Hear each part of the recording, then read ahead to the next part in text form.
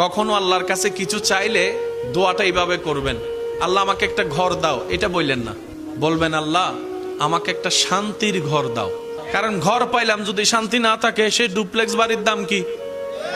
কখনো সন্তান চাইবেন না, বলবেন আল্লাহ আমাকে একটা নেককার সন্তান দাও।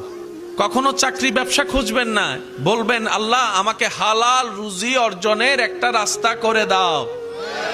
কারণ আপনার যদি সন্তান সন্ত্রাস হয়ে বসে, বাপদাদা 14 গোষ্ঠীর ইজ্জত, এই সন্তান হওয়ার চাইতো। আমি কি বুঝাতে পারছি কথা? এবার দেখেন আল্লাহ এমন দয়াবান, যারা নামাজ পড়ে তাদেরকেও দেয়, যারা নামাজ পড়ে না তাদেরকেও দেয়। কিন্তু দুই দেওয়ার মধ্যে পার্থক্য আছে। যারা আল্লাহ শুকরিয়া করে তাদেরকে আল্লাহ বাড়িয়ে দেয় এবং পরকালের সওয়াবও দেয়। এটা সবাই পায়?